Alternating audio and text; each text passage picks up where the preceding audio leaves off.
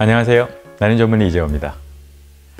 나는 병원에 방문해서 의사에게 가장 먼저, 가장 흔하게 묻는 질문은 아마도 어떻게 하면 가장 빠른 시간 안에 성공적인 임신을 이룰 수 있는지일 것 같습니다.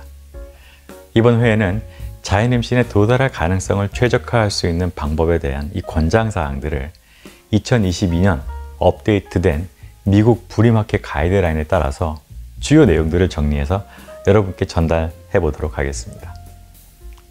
자, 선생님, 그러면 임신이 가장 잘 되는 시기와 나이라는 것이 존재할까요?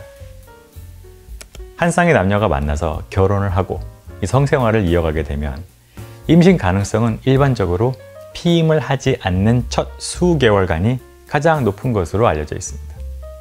이후에는 성공의 빈도가 조금씩 감소합니다. 연구에 따르면 약 80%의 부부가 임신을 시도한 첫 6개월 이내에 임신에 성공하는 것으로 알려져 있고요. 그 월별 임신 확률은 첫 3개월 동안이 가장 높게 나타납니다. 당연한 이야기일 수 있지만 나이에 따라서 임신 성공률은 변화를 하고 상대 출산율만 본다면 40대 여성의 출산율은 20대 후반과 30대 초반 사이의 여성에 비해서는 절반에 불과합니다. 따라서 두 분의 부부의 나이 자체만으로 임신에 불리한 다른 요인이 없다고 해도 임신 성공률을 가늠해 볼 수 있는 지표가 되기도 합니다. 그렇다면 나이와 이 가임력은 정확하게 어떻게 연관이 되어 있을까요? 앞서 부부의 가임력은 인구에 따라서 차이를 보이고 여성과 남성 모두의 연령에 따라 감소하지만 불공평하게도 연령의 영향은 여성에게서 훨씬 더 두드러집니다. 산모의 노화로 인한 배아 염색체의 이수성 및 유산의 위험이 증가하게 되고요. 이에 따라 임신 및 출산의 기회가 연령에 관련해서 감소하게 됩니다.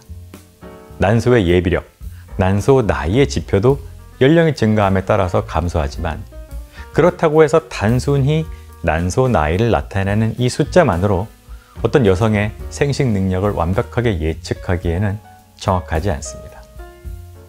남성의 정액검사 수치도 35세 이후에는 감지할 수 있을 정도로 감소하기 시작하지만 남성의 생식 능력은 약 50세 이전에는 눈에 띄게 영향을 받지 않는 것으로 보이고 있습니다.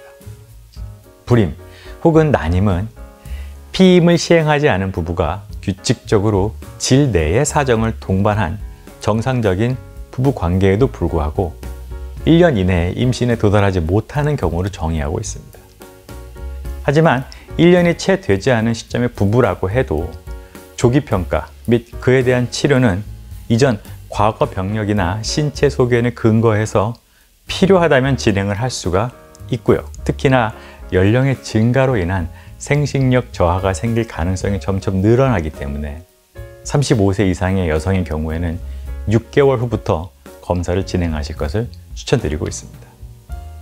그렇다면 임신 성공을 위한 이 가임기는 어떻게 정의가 되고 언제쯤일까요? 가임기라는 것은 배란이 끝나는 시점을 기준으로 그 이전 6일 동안의 시간으로 정의를 합니다. 적어도 이론상 정자와 난자의 생존력은 그 기간, 6일 동안 최대일 것으로 보고 있습니다.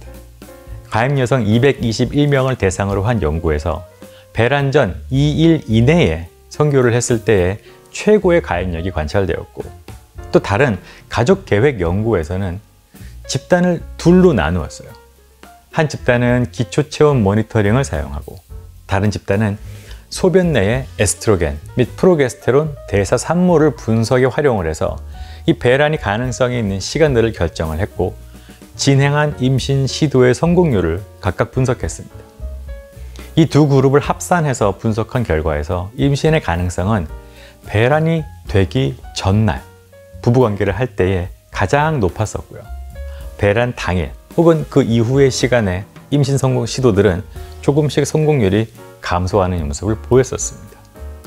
이 월경 주기를 일반적으로 나는 규칙적이야 라고 묘사를 한 여성들 중에 단 한 번의 부부관계로 인해서 임신을 성공하는 경우 역시 앞서서 말씀드린 그 추정한 6일 동안의 가임기 동안 증가하는 것으로 보여지고 있고요. 단 한 번의 시도로 임상적으로 임신 성공하는 확률은 생리주기 8일차에서는 3.2 정도로 좀 낮지만 생리주기 12일차에 이르러서는 9.4%로 증가를 하고, 그게 넘어가서 주기 21일차 정도에는 또 2% 미만으로 감소하기도 하였습니다. 그렇다면 가임기에는 부부관계를 얼마나 자주 하는 것이 최선의 방법일까요? 임신을 위한 최적의 부부관계 빈도를 정의하는데 도움이 될 수 있는 근거와 증거물들이 최근 10년 사이에 많이 연구된 바가 있습니다. 부부관계의 빈도에 연관해서는 매일의 시도가 약간의 이점을 제공할 수 있다는 증거가 있지만, 그 빈도에 대한 특정 권정사항은 이 많은 부부들에게 불필요한 스트레스를 유발하는 경향이 있습니다. 이 한 연구에서 생리 주기의 임신 성공 확률은 가임기에 매일, 격일, 심지어 3일마다 선교를 했을 때에도 비슷하게 나타났었고요. 다만 시도가 가임기에 단 한 번만 시도가 됐었다면 그럴 때는 좀 상대적으로 낮게 나타나는 경향을 보여지기는 했습니다. 부부에게는 이 부부관계의 빈도에 따라 생식 효율이 증가를 하고, 가임기간, 이 6일 동안의 기간 동안에 매일 관계를 하거나 격일로 관계를 시도할 때에 성공률이 가장 높다는 이 사실은 알려드려야 하기는 합니다. 하지만 우리가 얘기하는 정말 최적의 빈도라는 것은 이 해당 맥락 안에서 두 분의 선호도에 따라서 주관적으로 정의되는 것이 맞고요. 그것이 최선이라는 점을 알려드리고 싶습니다. 또한 하루, 매일 혹은 이틀마다 관계를 더 자주 한다고 해서 또 출산율이 낮아지는 것도 아니기 때문에 이 방법을 선호하는 부부라면 시도할 때 굳이 횟수를 제한하실 필요도 없습니다. 그렇다면 이 내 가임기를 나한테 맞게 정확하게 찾는 방법에는 어떤 것들이 있을까요? 이 주어진 주기 내에서 가임기의 이 시기는 주기가 규칙적인 여성이라도 의외로 상당히 다를 수 있습니다. 그렇다고 해도 가임 기간과 적절한 관계를 시도할 시간을 결정하기 위해서는 우리는 그 주변에 사용할 수 있는 여러 가지 가임력 추적 방법을 사용하면 좋고요. 이것이 임신 가능성을 높일 수 있습니다. 이를 위한 가임력 추적 방법에는 날짜를 추적하는 달력 방법이 있고요. 자궁 경부, 점액을 모니터링하는 방법, 또 배란 감지 장치 및 기초 체온 추적 방법들이 포함되어 있습니다. 먼저 달력 방법은 월경 주기의 길이를 기반으로 합니다. 모든 여성의 경우 황체기의 길이는 약 14일 정도로 추정이 됩니다. 따라서 배란일은 생리 주기가 28일인 여성인 경우에는 14일, 주기가 30일인 여성의 경우에는 16일로 배란일을 설정할 수 있습니다. 가임기는 배란 추정일로 설정하고 5일 전, 예를 들면 28일 주기의 여성은 주기 9일에서 14일, 30일 주기의 여성은 주기 11일에서 16일로 가임기를 추정해 볼 수 있습니다. 이 캘린더 방식을 사용하는 스마트폰 캘린더 앱은 스마트폰의 보급과 더불어 널리 사용이 되고 있고요. 최근에는 온도 센서 등을 이용해서 배란을 좀 더 정확하게 예측하려는 기능이 포함된 기기들도 출시가 되고 있습니다. 이를 사용하는 것은 전혀 문제가 되지 않습니다. 그러나 개인의 가임기 또는 배란일을 정확하게 예측하는 이런 앱 기반의 기술의 능력은 그저 과거의 자료를 기반으로 하고 있기 때문에 능동적으로 변화하는 몸의 불규칙성을 완전하게 예측하기에는 어려움이 여전히 존재합니다. 949명의 지원자를 대상으로 소변 내의 황체 형성 호르몬, LH 호르몬의 테스트를 다운로드 가능한 여러 캘린더 앱과 비교한 연구에서는 배란일을 예측하는 데 최대 정확도가 21% 이 정도인 것으로 나타났습니다. 이러한 예측 변수의 주요 함정은 주기가 훨씬 더 다양하다는 사실에도 불구하고 여성의 가임기의 시기와 기간이 그냥 일관되고 주기 길이의 특성에 의존한다라는 사실에만 기반했기 때문으로 보고 있습니다. 때문에 여성들은 스스로 자기의 개인 주기의 특징과 그 추세를 이해하고 앱과 기기를 너무 오롯이 맹신하시지는 않아야 되겠습니다.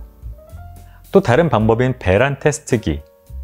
배란 테스트기는 배란일을 결정하기 위해 소변 중 LH, 황체 호르몬의 배설을 모니터링합니다. 테스트기 종류에 따라서는 가입력이 최고가 아닌 그저 높은 날을 설명하기 위해서 소변 내의 에스트로겐 글루코로나이드 수치를 모니터링하기도 합니다. 다수의 연구에서 이 중간 주기 LH 급증을 감지하는 방법의 그 정확성은 이미 검증이 되었지만 배란은 그 후 2일 이내에 언제든 발생할 수 있습니다. 그러니까 2일 이후에만 배란되는 것이 아니라 언제든 발생할 수 있다는 것을 기억하고 있어야 되고요. 약 7% 주기에서는 심지어는 위양성 검사 결과가 나타나기도 합니다. 그렇다 하더라도 일상생활에서의 배란 감지 장치의 이 사용은 임신까지의 시간을 줄이는 방법으로는 효과적이기 때문에 또 이것이 무작위 대조 연구시험에서 증명이 된 바가 있기 때문에 병원에 내원하기 어려운 상황에서는 사용해 보실 것을 추천드리고 있습니다. 분비물의 증가로 확인할 수 있는 자궁경부 점액은 배란이 예상되는 시기에 대해서 간단하고 비용이 따로 들지도 않는 지표를 제공하고 있습니다. 점액이 미끄럽고 맑을 때의 임신 시도가 확률이 가장 높지만 반대로 그러한 점액을 보지 못했다고 해서 그것이 꼭 임신의 전제 조건은 아닙니다.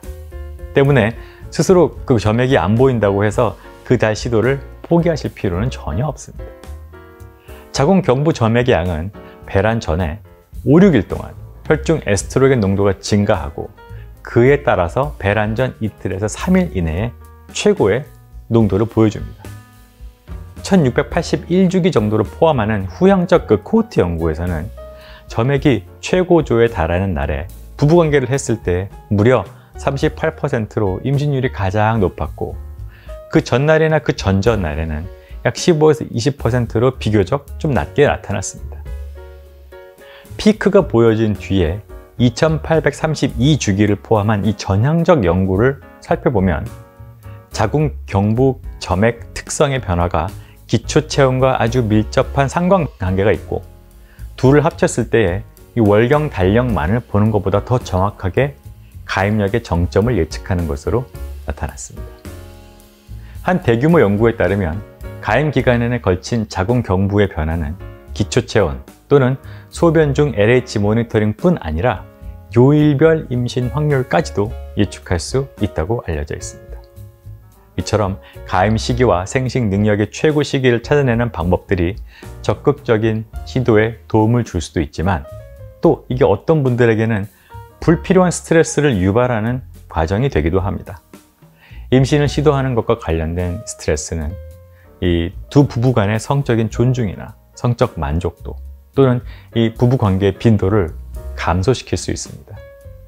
이러한 맥의 변수는 부부 관계 시기가 배란 예측 방법과 연결되거나 또 융통성 없는 엄격한 일정을 따를 때에 더욱 악화될 수 있다고 알려져 있고요. 그렇기 때문에 두 분에게 최대한 만족스럽고 가능한 방법들을 알맞게 찾아보시는 노력이 매우 중요하다고 볼 수 있습니다. 오늘 내용이 많은 도움이 되면 좋겠습니다. 다음 파트 2에서는 임신을 위한 부부관계 방법, 윤활제의 사용, 식이습관, 체중과 임신의 관련성, 흡연, 술, 카페인 등의 사용법에 대한 업데이트된 내용들을 이야기해 보도록 하겠습니다. 추가로 궁금한 사항들이 있으시다면 댓글과 토론방에 글을 남겨주시면 제가 최대한 답을 드리도록 하겠습니다. 난임으로 고생하시는 22만 부부들이 모두 부모가 되는 날까지 늘 함께 하겠습니다. 지금까지 난임 전문의 이재호였습니다. 여러분, 이번 달에는 꼭 성공하세요. 감사합니다.